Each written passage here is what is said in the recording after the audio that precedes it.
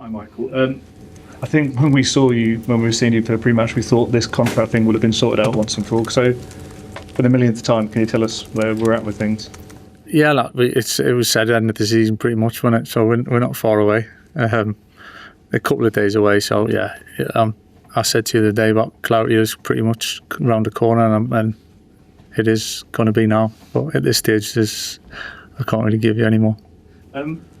This isn't directly related to Manchester United, obviously, but as a former Middlesbrough manager, you'll be paying as close attention as anyone to the biggest story in football right now. What have you made of Spygate, the situation, and the outcome?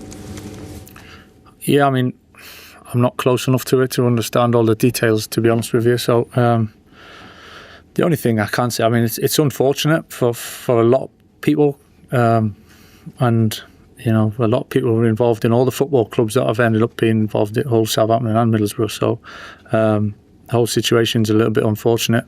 But all I can say is that I wish Middlesbrough all the best. Obviously, I've had great times there. Got a lot of friends there, and I'd love to see, especially the players, and seeing them do well. You know, they give everything for me when I was there, the ones that were there. So to see them have success and end up in the Premier League would I'd take a lot of pride in that. Richie. Looking ahead to this weekend, first of all, start with the team news, if there's anything new. No, not really, no. Pretty clear, yeah. We all know obviously what's on the line for Brighton. They're chasing a European spot. For you and this group, what matters to Manchester United? What can you get from this game?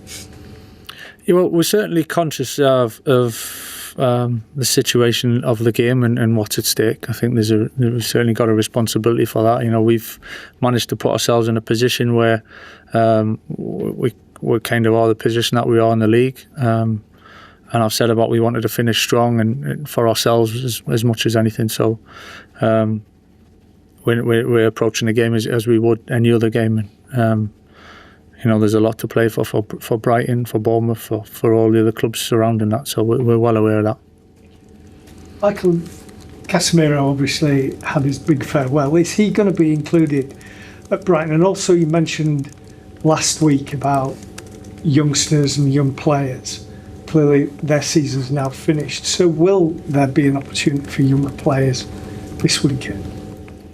First of all, on Casemiro, I was kind of decided that last week would be his last game. So I think that went well, as well as we all could have hoped, to be honest. And he's been fantastic. And I've said a lot of things about Cassie and how well he's done for me since I've been here and for the whole club. But yeah, it was decided that it was a good time for him to finish, really. So I think that, again, just saying what the question I've just had about this club's about bringing young players through and academy players and younger players, giving them opportunity. There's a real responsibility that we feel towards the game as well, and getting the balance right at certain times going into games like this. But yes, of course, it's an opportunity to, depend on how the game goes, to try and make the most of that, because I think it's you know, we got some really good young players that we want to try and take the next steps with, really, and give them the opportunity. So hopefully that pans out in a positive way for us. Michael, just looking a bit further ahead, what do you think the most important factors will be to kind of build on the positive end to the season over the summer, and what do you feel it should be the priority for the club? As I've said before, I think just keep moving forward in so many ways. You know, it's never finished. It's never the finished article. It's definitely not in terms of where we want to be as a football club. I think we're moving in a good direction. I think momentum, positivity, and improvements is always, whether that's sometimes it's staff, sometimes it's playing squad, sometimes it's new ideas, and just keep evolving as much as we possibly can as a club. Hi, Michael. I don't know if you saw the scenes outside Arsenal when they won the league on Tuesday. I'm just wondering, as someone who's in charge at Manchester United, what you made of that, and it's 5 different clubs now that have won the league since United last won it. Is that kind of painful for this club, and is you in charge of this club to take? First of all, I'd like to say huge congratulations to Arsenal and Mikel and the players and all the staff. I think when you win the league because you deserve it. It's so much over such a long period of time. needs to be done so well in order to win it. So they've been really consistent over a number of years now, and the patience and the improvement that they've had of taking steps. I think they're at a stage now where they deserve to win it. So as a football club, of course, that's where we want to be. We've been there in the past, and it doesn't mean necessarily you will always be there again, but that's certainly as a football club what we're striving for as soon as possible, really. Rob? Hi, Michael. You're obviously going to finish third, and if you're looking above, you're looking at City and Arsenal. Have you got areas of improvement that you can see that are in your head as where you can possibly make up ground on those two teams? There's always improvement, I think, within the squad, of course.